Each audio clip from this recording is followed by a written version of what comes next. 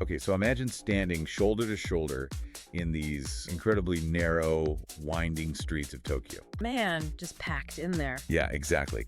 And the air around you is literally vibrating with the shouts of thousands of people. You can feel it in your chest, honestly. You really can. The heat of the crowd is pressing in, and there's this intense smell of like charcoal smoke, grilled meat, and sweat just everywhere. Right, it's totally overwhelming. And then suddenly, out of nowhere, this 1-ton solid gold shrine violently bounces out of the crowd, just hurtling straight towards you. Which is terrifying if you don't know it's coming. Seriously, I mean, for 700 years, this was a deeply sacred, intensely local neighborhood duty. Yeah, a very private community thing. But today, the Asakusa Sanja Matsuri is, well, it's something else entirely. It's become this fascinating kind of chaotic battleground. Right, because you've got these deeply religious locals fighting to preserve their heritage. While dealing with thrill-seeking tourists who are just chasing an adrenaline rush. Exactly. And you even have members of the Japanese Yakuza openly displaying their tattoos right there in the streets. It's wild. Yeah. It is arguably the most visually and physically intense cultural event you can witness in modern Japan. I'd say there's really no argument. I mean, you have millions of people converging on just a few city blocks. Billions. Yeah, and the sheer kinetic force of it, you know, the noise, the danger, the devotion, it is completely intoxicating. So we are taking you right into the heart of Tokyo's wildest, loudest, and most energetic weekend. The absolute peak of the city's energy. Right. Specifically, we're doing a deep dive into the 2026 Asakusa Sanja Matsuri, which is taking place from May 15th to the 17th. Mark your calendars for that one. For sure. And our mission for this deep dive is to give you the adventurous international traveler in your 20s, probably watching this on YouTube. Looking for that truly authentic, crazy experience. Yeah, exactly. We want to give you a complete survival and enjoyment guide to this massive street party. And to do that properly, we haven't just skimmed the surface. Wow. We pulled from a really massive stack of sources to give you a true 360-degree view. Right, we're not just looking at the official 2026 festival tourist guidelines. No, I mean, we're digging into historical archives to understand the 7th century origins of the whole thing. Which are fascinating, by the way. Oh, totally. We're also analyzing firsthand accounts from international tourists who have, you know, successfully navigated the chaos. The survivors. Exactly, but honestly, the best stuff we found comes from local Tokyo resident blogs. Yeah, the blogs are incredible. There is this one particularly amazing blog written from the perspective of the mothers of Asakusa. Right. And it completely reframes what this festival actually means to the people who have lived there for generations. He really does. Because, I mean, if we're going to understand why nearly 2 million people are screaming in the streets of Tokyo in the 21st century, we have to figure out how this all started. Go way back. Way back. The sources trace it all back to the year 628 AD. Yep, 628. But, like, I'm looking at this date, and I'm trying to picture Tokyo in the 7th century. And, well, it certainly wasn't the neon-lit metropolis we know today, right? Oh, not even close. Not at all. So what was it like? At that time, Tokyo, or Edo, as the region was historically known before it became the capital, it was basically just a sprawling marshland. Swamp. Basically, yeah. Swamps dotted with these small, very quiet fishing villages. Wow. It was the absolute periphery of Japanese civilization. Yeah. I mean, it was so far away from the political and cultural centers like Kyoto or Nara. Right, it was the boondocks. Exactly. And the story of this massive global festival begins with just 2 regular guys living in that swampy periphery. It's 2 locals. 2 brothers, actually, Hinokuma Hamanari and Hinokuma Takenari. And the sources say they were just fishermen on the Sumida River, right? Yeah, exactly. They were working class men, just doing their daily grueling labor on the river. Just trying to make a living. Right. And the historical accounts pinpoint a specific morning, which is kind of amazing. Really? A specific day? Yeah, March 18th in the year 628. Okay, so what happened on March 18th? Well, they cast their net into the river, probably expecting to pull up some local river fish for their morning meal or, you know, to sell at the market. Right, just a normal Tuesday or whatever. But the net caught on something heavy. And when they hauled it up, it wasn't a fish. It was this tiny, incredibly intricate statuette. So I'm trying to put myself in their shoes here. Like, you're cold, you're wet, you're just trying to scrape out a living, and you pull a golden artifact out of the mud. Right. What actually was this thing? So it was a statuette of the Bodhisattva Kannon. Kannon. Okay, explain that for me. Sure. So in Buddhist theology, Kannon is the deity of immense mercy and compassion. Mercy and compassion, got it. Yeah. Basically, canon is a being who has attained enlightenment but intentionally delays entering nirvana. Wait, why delay it? Isn't that the goal? It is, but they stay behind in order to help alleviate the suffering of all people. Wow. That's heavy. Right. It's a profoundly comforting figure in Buddhist practice. But, I mean, these two brothers were just fishermen. Yeah. Did they look at this statue and immediately say, like, ah, yes, the Bodhisattva canon, let's build a massive temple? Obviously not. Because if I pull an ancient religious relic out of a river today, my first thought is probably to, like, call a museum, not start a religion. Exactly. And they had no idea what it was either. Makes sense. They were illiterate, uneducated laborers. They didn't have any formal theological training, but they recognized that it was something extraordinary, something clearly crafted and significant. They knew it was special. Right. So they took the statuette to a man named Hajino Nakatomo. Okay, who's that? He was a wealthy local landlord and, crucially, an educated man. Okay, so he's the guy in the village who can actually read the texts and understand the broader cultural movements happening in Japan at the time. Precisely. Right? Because Buddhism had only been introduced to Japan from the Asian mainland a few decades prior to this, in the mid-6th century. Oh, so it was super new? Very new. It was still largely a religion of the elite aristocracy. Gotcha. But Hajino recognized the statuette immediately. Okay. And he explained the immense spiritual weight of the canon to the two fishermen. So he gives them the whole rundown. Yeah, and his passion and his explanation of this deity of mercy, it was so moving that he actually converted the two brothers to Buddhism right there on the spot. No way. The three of them basically formed a pact right there. They did. The three men decided to devote the rest of their lives to the Buddhist faith. Wow. So they consecrated the small statue and built a very modest, humble structure to house it. Just a little hut. Just a little hut so that others could come and pray for mercy. That's incredible. And that tiny riverside hut founded by a landlord and two fishermen slowly grew over the centuries into Sensoji. Which is just mind-blowing, because Sensoji is now Tokyo's oldest and most famous temple. Absolutely. It's iconic. Like, if you've ever seen a picture of Tokyo with that gigantic, heavy red paper lantern hanging in a massive gate. The Kaminarimon Gate, yeah. Right. That is Sensoji. I mean, it draws something like 30 million visitors a year today. It's massive. Wait, I'm looking at a glaring contradiction in the sources here. Oh, I know where you're going with this. Let's hear it. Okay, so, Sanja Matsuri. The name of the festival we were talking about. Right. Sanja translates to 3 shrines, or 3 people. Yep. So it is a festival Yep. explicitly dedicated to honoring the spirits of those 3 mortal men, the 2 fishermen, and the landlord. Correct.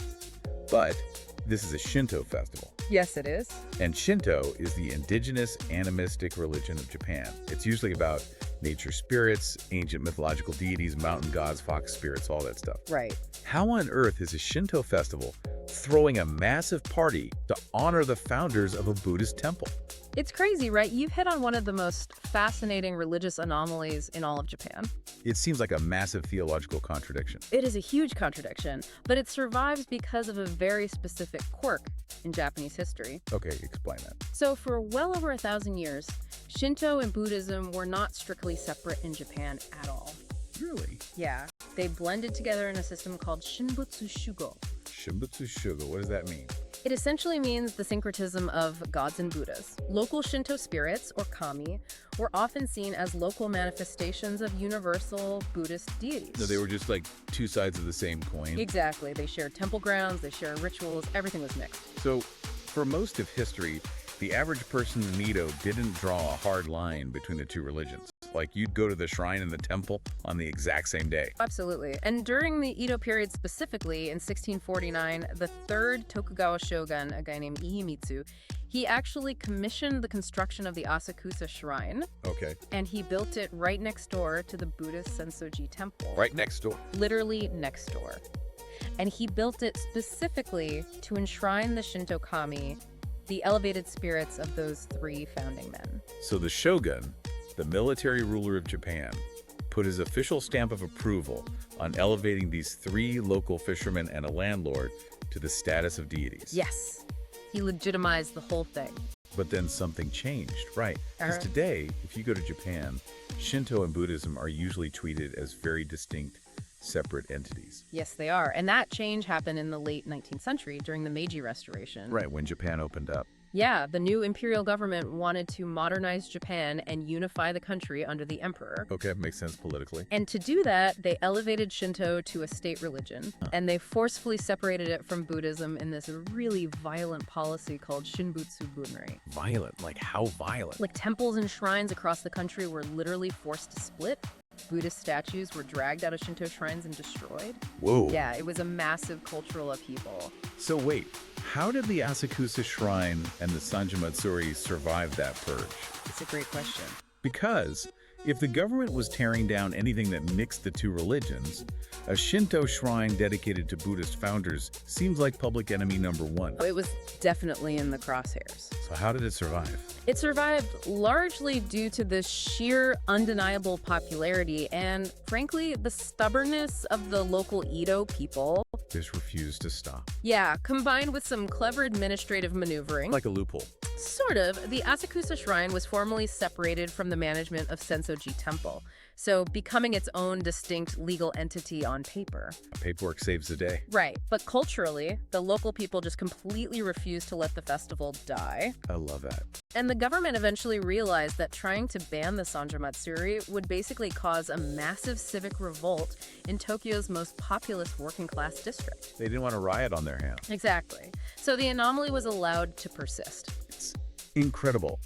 It's like finding the Holy Grail on a weekend fishing trip, and then 1,000 years later, your hometown throws a massive block party in your honor. And they refuse to stop doing it even when the federal government brings in the military and tells them to. Exactly. But, this brings up a huge question about the vibe of this festival. How so? Well, because these three men weren't emperors, right? Right. They weren't ethereal sun goddesses. They were guys who worked with their hands in the mud. Yeah. Does that change how they are worshipped? It changes everything. Really? It is the absolute defining characteristic of the Sanja Matsuri. Okay, how? Well, in Japan, there are many festivals that honor ancient aristocracy. Right, the really old, fancy ones. Yeah, and those festivals are usually marked by quiet, serene, solemn reverence. Lots of bowing, very quiet. Exactly, people speak in hushed tones. But because the three kamis of Asakusa were commoners because they were men of the dirt and the river, Yeah. the local theology dictates that they don't want quiet reverence. Oh, I see. They want the raw, physical, loud, sweaty energy of the working class people. They want the grit of the streets. And that leads us directly into the literal physical manifestation of that grit. The heavy lifting. Yes, we have to talk about the Mikoshi. The Mikoshi, yeah. Because if you are standing on the street as a 20-something tourist, the Mikoshi is what is going to absolutely make your jaw drop. Without a doubt. The Mikoshi are the portable shrines. They are the undeniable centerpieces, the beating hearts of the entire Sanja Matsuri. Right, so let's break down the mechanics and the sheer scale of these things. Let's do it. Because when you hear portable shrine, it sounds like, I don't know, a little box you carry like a backpack. Yeah, like a cooler or something. Exactly. It is not that. Not at all. There are three main Mikoshi owned by the Asakusa Shrine, one for each of the three founders. Right. And I was doing the math on the official specs from the sources. Each one of these portable shrines weighs approximately 1,000 kilograms. Which is insane. That is 1 metric ton. Right, so to put that in perspective for you, they are carrying the weight of a Honda Civic on their shoulders. A literal car. And it's not just a heavy wooden crate either. These things are staggering works of art. They are priceless. The sources estimate they cost around 40 million yen to construct and maintain.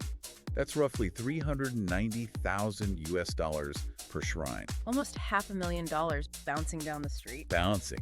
And they are built out of deeply lacquered black wood. The roofs are covered in pure gold leaf. So much gold. Yeah. And there are these incredibly intricate gold sculptures of dragons and mythical birds carved into every single corner. It is a highly delicate religious artifact. Which makes the logistics of moving them through narrow streets absolutely terrifying. Seriously, how do they even lift it? So it requires a grid of 4 massive, incredibly thick wooden poles that are lashed to the base of the shrine with really heavy ropes. Okay, a grid of poles. Right, and it takes about 40 adults at any given time to shoulder the weight. 40 people. Yeah, but because it's a dead weight of 1 ton, and because the physical exertion required is so extreme, those 40 people can't carry it for more than a few blocks. I mean, your knees would give out. Exactly. They had to cycle in and out constantly. Constantly. Over the course of a single day of the festival, approximately 500 different people will rotate in to help carry just one of those main shrines. 500 people per shrine. Yeah. You will see people literally peeling off from the poles, completely exhausted, gasping for air, rubbing their bruised shoulders, all while a fresh wave of carriers just rushes in to take their place, without the shrine ever actually stopping its forward momentum. It's like a relay race with a car. Pretty much. But, I'm stuck on the physics and the theology of how they actually move it. Okay. Because if I am carrying a $390,000 one-ton golden artifact with 39 of my neighbors, my instinct is to walk as slowly and smoothly as humanly possible. I want to glide, Right, like carrying a glass of water filled to the brim. Exactly. Yeah. But the carriers of the Mikoshi do the exact opposite of that. They really do. They violently heave it up and down, they shake it, they bounce it. Why? Like, if the kami, the spirits of the founders, are supposedly sitting inside that box, why are they putting them in a blender? It's a great question. Are they trying to wake them up like a sleepy person or something? Well, no, it's actually a specific ancient religious concept called Tamafuri. Tamafuri. Yeah. Tama means soul or spirit, and furi means to shake or agitate. Okay. Shake the spirit. Right. The underlying theological belief here isn't just about waking the kami up. It's a mechanical belief about energy dispersal. Energy dispersal. Like physics? Kind of. In Shinto belief, a kami possesses an immense amount of divine protective energy. Okay. But that energy can become stagnant if it just sits in the main shrine all year long. Oh, so they put the kami in the portable shrine to take it on a road trip. Exactly. They take it out into the community to get it moving. No. But to actually transfer the luck, the prosperity, and the protective energy from the kami to the local businesses, to the houses, to the people on the street, Yeah. the energy has to be physically activated and scattered. What? By violently shaking and bouncing the Mikoshi, the carriers are intentionally agitating the spirit. They're winding it up. Yes.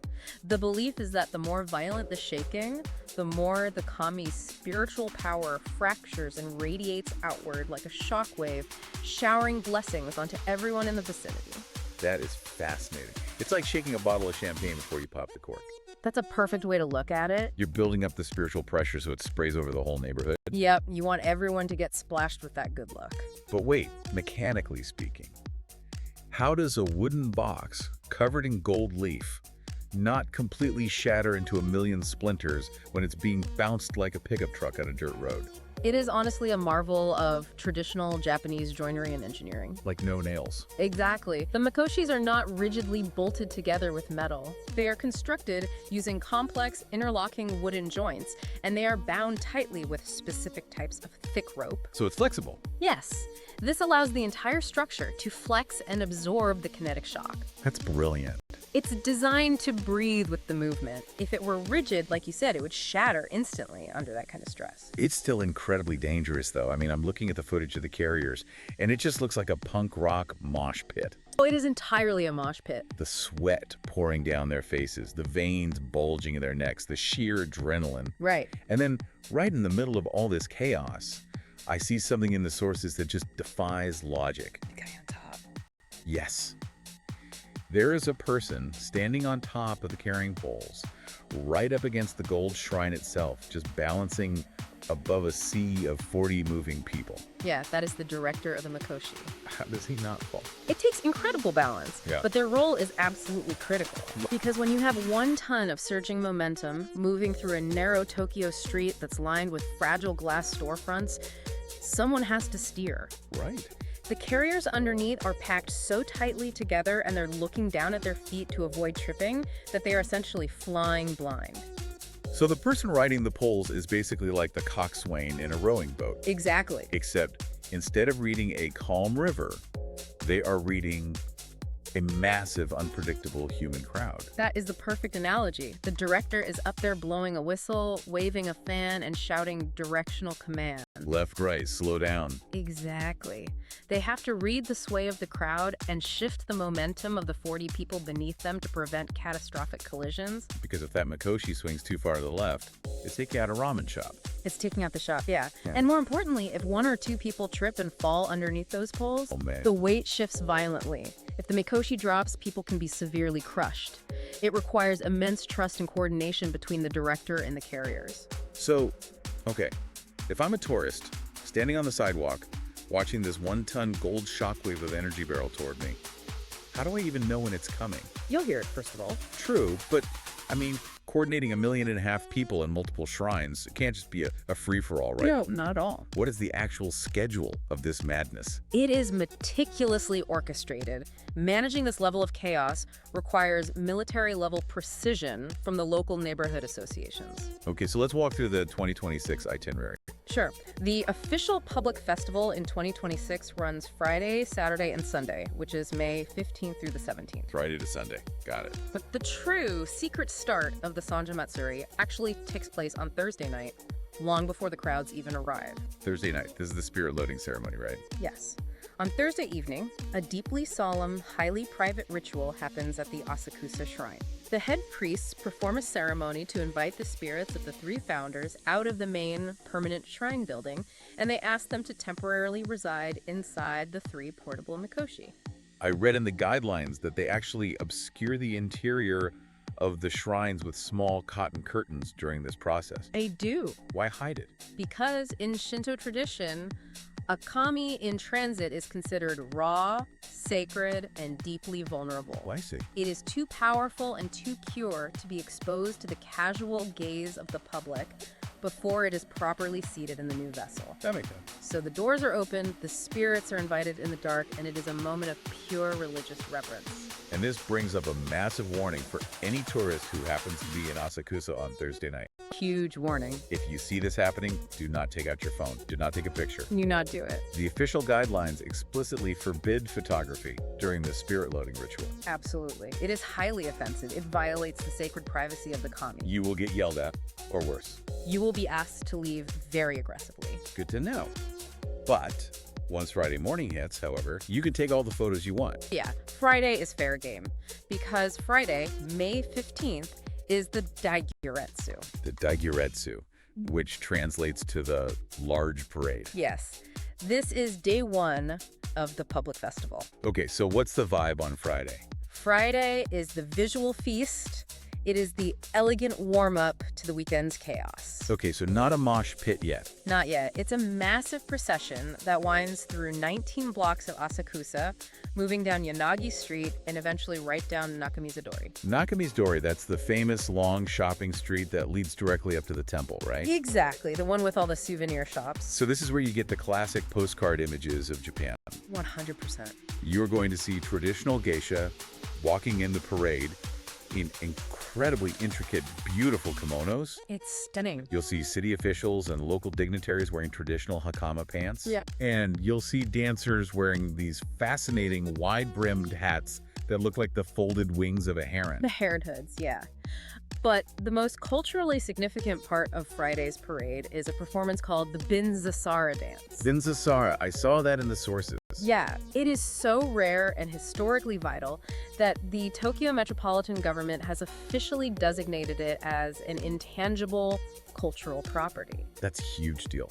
What exactly is a binzasara? It sounds like an instrument. It is. It's an ancient traditional percussion instrument. Okay. It's made of dozens of thin, flat wooden clappers strung together on a cord. Kind of like a wooden slinky. Yeah, exactly like that. The dancers hold the ends and essentially whip the clappers back and forth, creating this incredibly sharp, rhythmic, cascading, clacking sound. That sounds really cool. It is. And the dance dates back to the very agricultural roots of ancient Japan. Also, it's older than the city itself. Much older. The sound of the clappers is meant to mimic the sound of rain falling, and the dance is a prayer for a bountiful harvest and prosperity for the community. It's just a beautiful piece of living history right there on the street. Truly. So Friday is the elegant parade. You get your photos, you enjoy the music, you ease into it. Right. But then the sun comes up on Saturday. And Saturday changes everything. Yeah. Saturday is when the sheer volume of the festival becomes apparent to everyone. shrines stay securely parked at the Asakusa Shrine for now. Okay, the resting.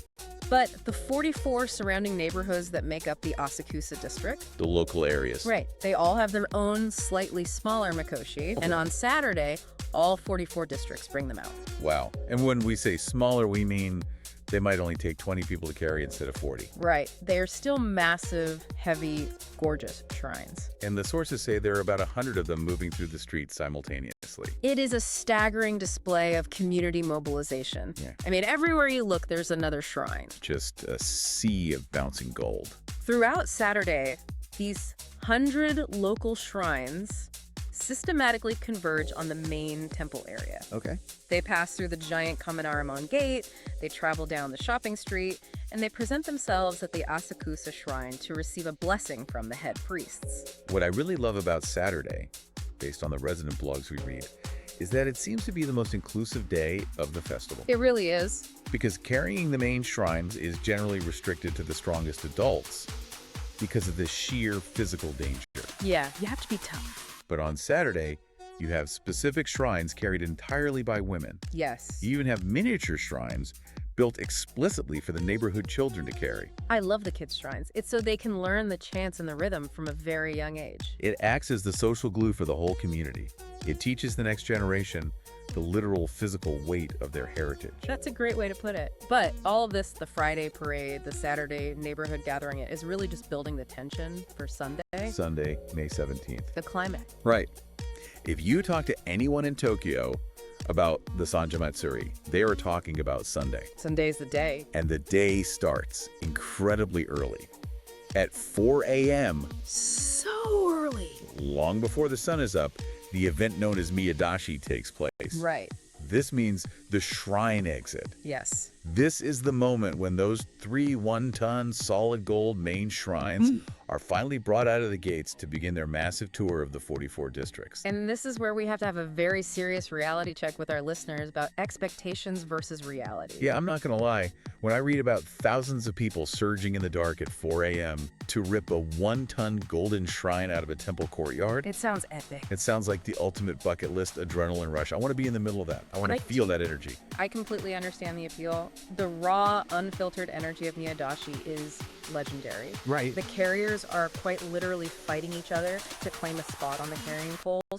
It is a massive point of pride to be the one who carries the shrine out of the temple. But honestly, for an international tourist, trying to attend the 4 a.m. Miyadashi is a terrible, terrible idea. Okay, lay it on me. Why? Here is why. The police know exactly how dangerous this moment is. Sure. The crush of human bodies is terrifying. So they lock down the entire temple grounds. They put up massive steel barricades. Layers of barricades. Unless you are an officially registered participant with a local neighborhood association, you will not be allowed anywhere near the shrines. You're just locked out. You will be pushed far back into the peripheral streets, standing behind thousands of other spectators. It is completely dark. You will be exhausted. And structurally, because of the crowds and the barricades, you won't actually be able to see the shrine's exit. That sounds miserable. You will hear the roaring of the crowd, which is atmospheric, sure, but visually it is immensely frustrating.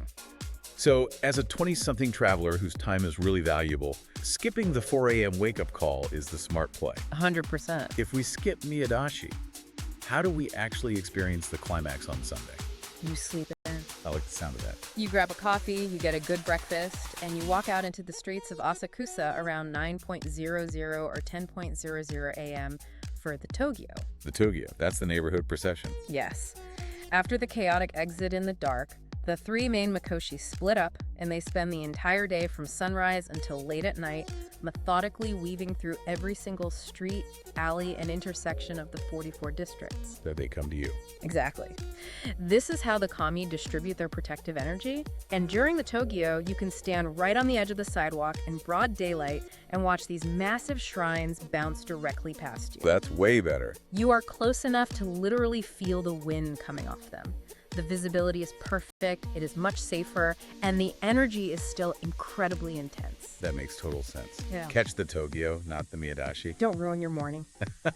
But, you know, this tension we just talked about. Yeah. The fighting for the poles in the dark, Yeah. the police barricades, the intense exclusivity of who gets to carry the shrine out. It points to something much deeper than just crowd control. It absolutely does. It points to a massive sociological friction at the heart of this festival.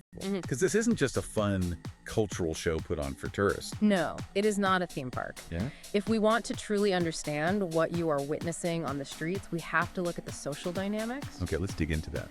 The festival draws nearly 2 million spectators. It brings in massive tourist revenue, which the local government and businesses obviously love. Of course. But the beating heart, the core engine of the festival, are the Ujiko. You mentioned the Ujiko earlier, but let's clarify exactly who that is, because it's not just a casual neighborhood watch group, right? No. Who actually makes up the Ujiko? Yeah, who are they? The Ujiko are the recognized, registered local parishioners of the Asakusa Shrine. Cool. These are the families who live, work, and own businesses within those 44 specific districts. All locals. The deeply rooted locals, they fund the shrine, they maintain the traditions. Right. For them, carrying the Mikoshi isn't a fun weekend activity. It is a profound religious and civic duty. It's serious business. Very serious. It is how they prove their devotion to their ancestors and to their community. But here is the problem. The tourists. Well, yeah, the festival is famous. The footage of men in traditional loincloths violently bouncing a golden shrine is all over YouTube. It goes viral every year. It looks aggressive, it looks dangerous, and frankly, it looks incredibly cool. It does. And that attracts a completely different demographic. Exactly. And this is where the sociological tension just erupts. The historical sources and the sociological analyses of the festival frequently discuss this ongoing battle between the Ujiko, the locals, and a demographic known as the Yancha. The Yancha. What exactly is a Yancha? Because the translation I found just says naughty or mischievous, which sounds like a toddler who won't eat their vegetables, not a threat to a major religious event. Right. It's a very mild word used to describe a very serious problem. Okay, so what are they really? In this context, Yancha refers to rowdy, aggressive thrill seekers who travel to Asakusa from outside the district, sometimes from entirely different parts of Japan, solely to crash the festival. Party crashers. Exactly. They have no religious connection to the Asakusa Shrine. They don't care about the kami. They just want to fight. They come because they want the adrenaline rush of being in the absolute center of that mosh pit. They want to fight their way onto the carrying poles to prove how tough they are. They want the Instagram photo of themselves carrying a 1-ton shrine. Yes. And their presence infuriates the local Ujiko. I can imagine. The friction reached an absolute boiling point in the mid-2000s over a specific act called Mikoshi riding. Mikoshi riding. Okay, wait. We talked about the director standing on the poles to steer. That is an authorized, necessary role, right? Correct. That is allowed. But the Yancha began aggressively fighting their way through the crowd, climbing onto the carrying poles and straddling Mikoshi itself just to show off to the crowd and the cameras. Wait, if the underlying theology is that the sacred protective spirit of the kami is physically residing inside that shrine, Yeah. having a drunk thrill seeker jump on top of it must be the ultimate insult. It is considered a massive desecration. You are literally putting your dirty feet above the gods. Oh, man. But beyond the theological insult, it is a catastrophic safety hazard. Because of the weight. Yes. The shrine already weighs a ton. It is already bouncing violently. When unauthorized people suddenly add their fluctuating body weight to the very top of the structure, it throws off the entire center of gravity. Like top heavy. Right. It drastically increases the chance of the carriers collapsing and the shrine crushing people. So how did the locals handle it? Did they just ask them nicely to get down? No. They threatened the nuclear option. What's the nuclear option? The disrespect and the danger became so severe that the head priests of the Asakusa Shrine and the leaders of the neighborhood associations issued an ultimatum. They publicly announced that if the Yancha did not stop riding the shrines, they would permanently cancel the Sunday Miyadashi and Tokyo procession. Wow. They were willing to shut down a 700-year-old tradition rather than let it be continually desecrated. Did it work? Did the threat work? It required intense police intervention to actually back it up. So they called in the cops. Big time. The Tokyo Metropolitan Police had to step in with zero tolerance. They deployed hundreds of riot police. Riot police? Yes. There have been years where the police literally tackled people off the shrines and arrested them on the spot for violating public safety ordinances. That is intense. The crackdown was severe, but it largely worked. Okay, so they cleaned you up. Mostly. The festival continues, but the tension between the protective locals and the invading thrill seekers is always simmering right beneath the surface. Which makes total sense when you read the first-hand accounts from the locals. I mean, I want to look specifically at that blog for the sources, the one written by the mothers of Yakuza. Oh, I'm so glad you brought that up. Because reading their perspective completely changed how I view this event. For the local women, this isn't just a festival. It is a grueling, intense rite of passage. Yes, the blog provides such a profound, grounded perspective. It explains that in the traditional social hierarchy of Asakusa, a woman who marries a local man, like a bride who moves into the district from somewhere else, isn't truly accepted as a woman of Asakusa until she has successfully supported her family through the Sanja Matsuri. It's basically trial by festival. It really is. Why is it such a crucible for the wives and mothers, though? Because the physical and logistical toll the festival takes on a household is staggering. Right. For days leading up to the weekend, the mothers are preparing massive amounts of food for the neighborhood associations. They are cleaning the traditional happy coats. Lots of prep work. But the real trial is the emotional endurance. The blog describes the sheer exhaustion of the men. Carrying the mikoshi is brutal on the body. I bet. The heavy wooden poles dig into the shoulders, leaving massive calluses and deep bruising called mikoshi dako. And then you factor in the weather. The historical data points out a famous local saying: it always rains at least 1 out of the 3 days of the Sanja Matsuri. Always. Basically, yes. So the mothers are standing on the sidelines, watching their husbands and their sons carry this agonizing weight for hours, often in pouring, freezing rain. That sounds miserable for everyone. And when the men finally return home, they aren't just tired, they are battered. They are covered in mud, drenched in sweat and rain, completely physically depleted. But the blog makes it very clear that the mothers aren't feeling sorry for them. Oh no. They aren't telling them to, like, take it easy or take a break. Not at all. The author describes the look in the mother's eyes as they watch the procession. It is a look of fierce, demanding pride. That's intense. The unspoken rule is, you must represent our family and our street with absolute honor. Do not disrupt the shrine. Do not lose to the neighboring district. It is a shared communal suffering that binds the neighborhood together. When the weekend is finally over and the family has survived it together, that is when a newcomer truly belongs to Asakusa. It adds such an incredible layer of humanity to what just looks like a crazy street party on the surface. It really recontextualizes the whole thing. And it makes the visual landscape of the festival so much richer.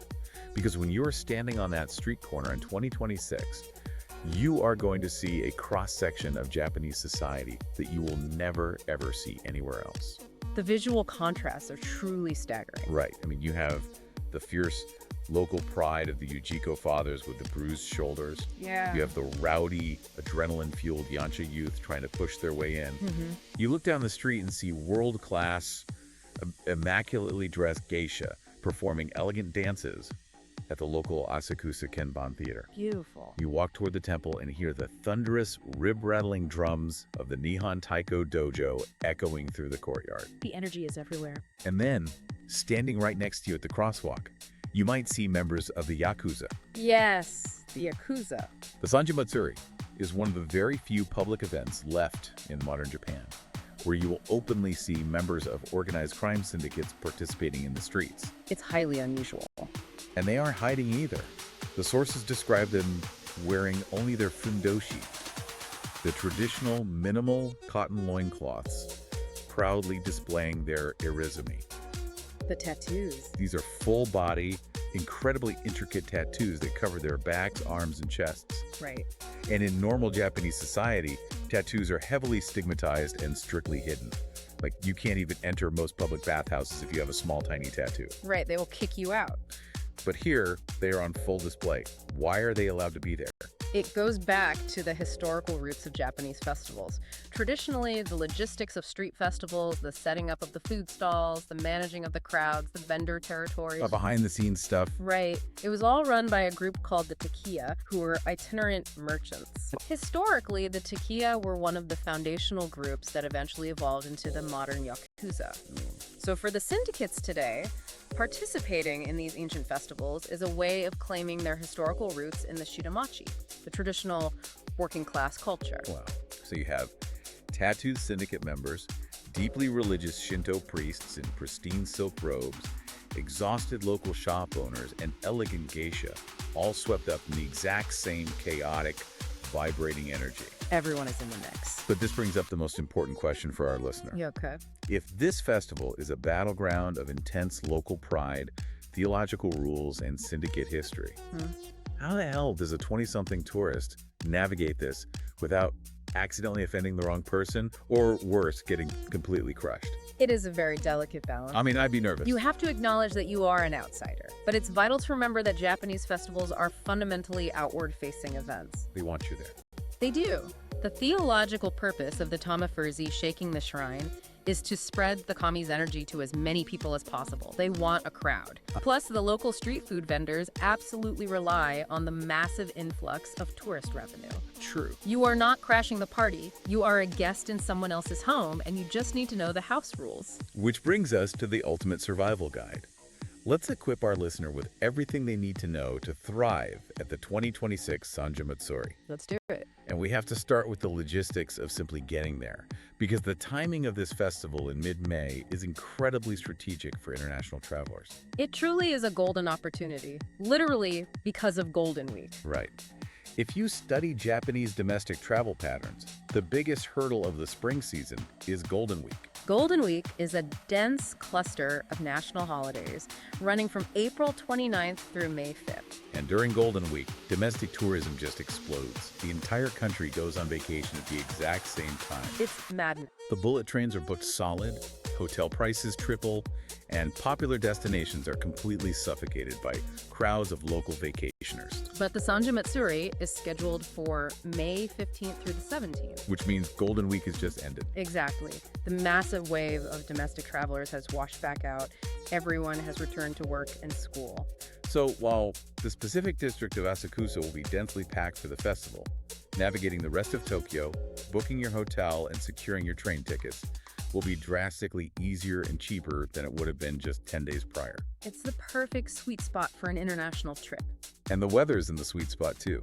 Mid-May in Tokyo usually sits between 15 and 25 degrees Celsius. That's roughly 60 to 75 degrees Fahrenheit. It's perfect t-shirt weather. But again, remember the mothers of Asakusa, it rains 1 out of the 3 days. Always bring a jacket. Pack a light rain jacket or a poncho. And do not bring an umbrella into a densely packed crowd. You will poke someone in the eye. Yes, very practical advice. No umbrellas. Now, let's establish the absolute non-negotiable rules of engagement for attending the festival. Rule number 1 directly addresses what we discussed regarding the yancha and the mikoshi riding. The desecration. Right. Do not, under any circumstances, try to touch the mikoshi. Period. It looks like a giant, fun, crowd surfing event. It looks like a free-for-all. But it isn't. It is a deeply coordinated, highly regulated religious act. Unless a local neighborhood association leader explicitly waves you over and invites you to put your shoulder on the pole. Which, as a random tourist, is not going to happen. It's not happening. So keep your hands entirely to yourself. Enjoy the kinetic energy from the safety of the sidewalk. Rule number 2, do not block the procession path. Get that out of the way. Yes. When the mikoshi is coming down the street toward you, move back. It weighs a ton. The carriers are exhausted, and they cannot stop on a dime.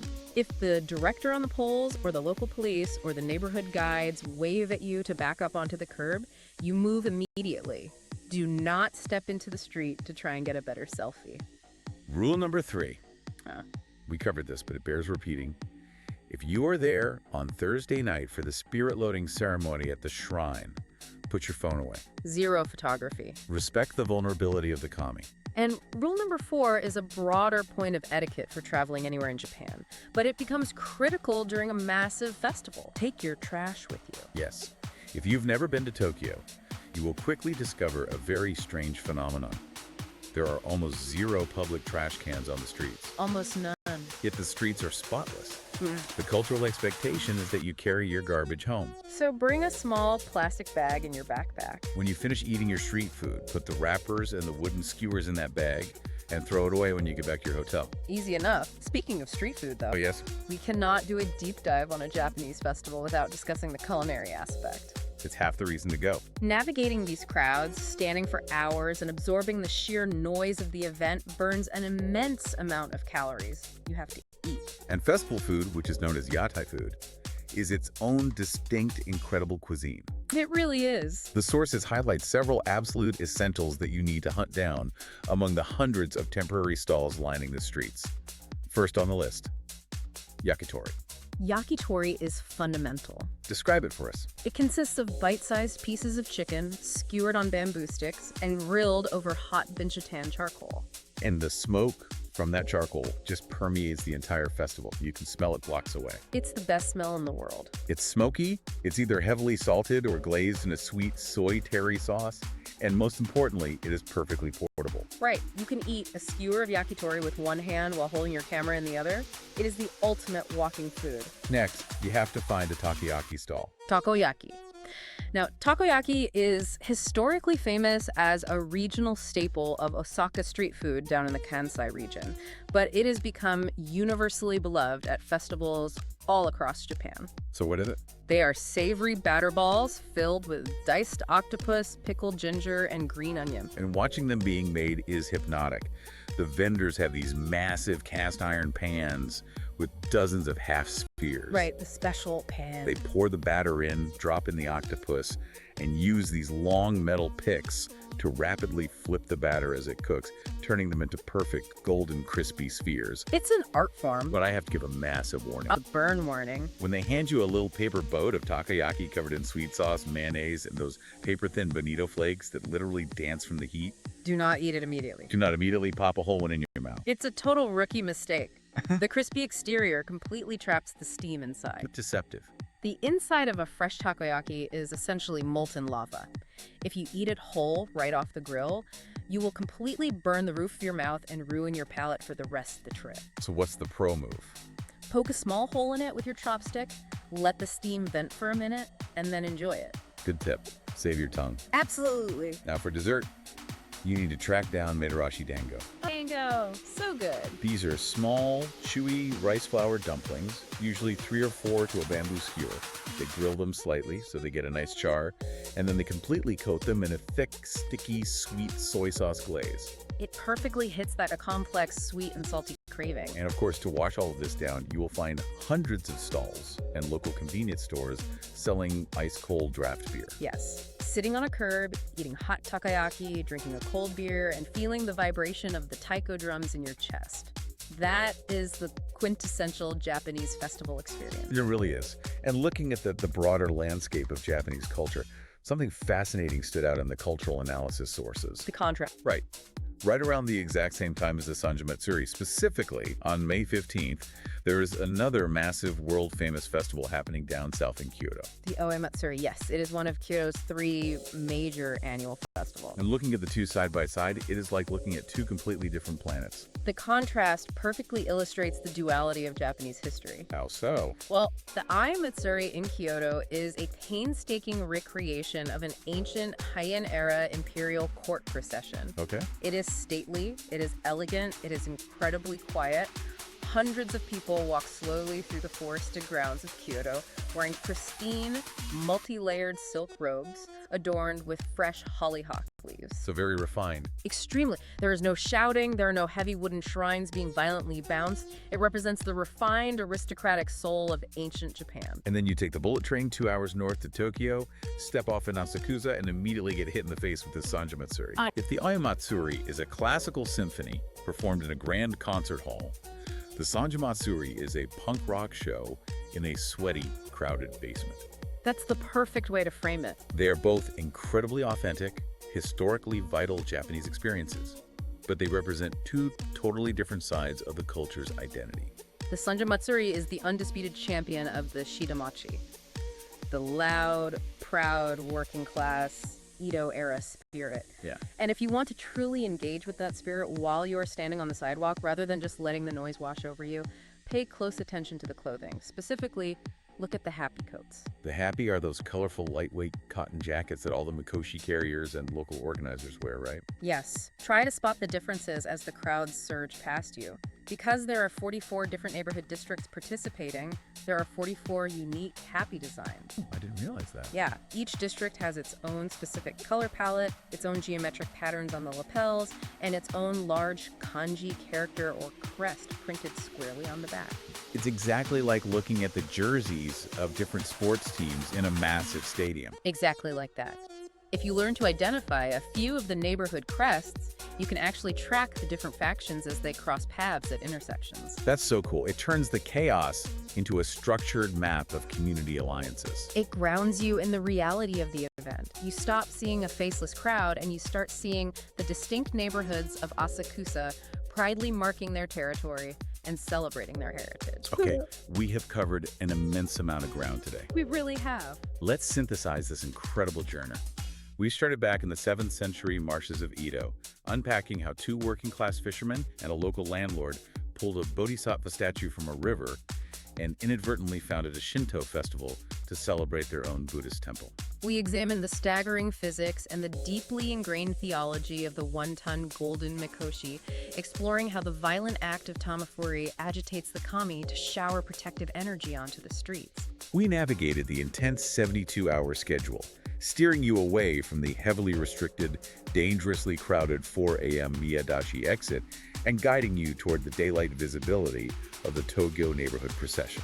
We dove into the complex sociology of the event, uncovering the profound, grueling rite of passage experienced by the mothers of Asakusa, the friction between the protective locals and the rowdy thrill seekers, and the historical reasons why Yakuza syndicates openly walk the streets. And we gave you the practical tools to survive and thrive in May 2026, capitalizing on the post-Golden Week travel lull, respecting the strict no-touch and no-photo rules, and hunting down the perfect skewers of yakitori and molten hot takoyaki to keep your energy up. You are officially equipped for the madness. You really are. But before we sign off, I think the sources leave us with a fascinating, broader question about the future of travel. They absolutely do. What's the takeaway there? Well, as events like the Sanja Matsuri become globally viral spectacles, drawing millions of international tourists with camera phones, live streaming the chaos to the world, we have to ask ourselves, does this massive external spotlight fundamentally alter the sacred local nature of the event? Right. Does the presence of a million tourists slowly turn an ancient religious rite into a performative theme park show?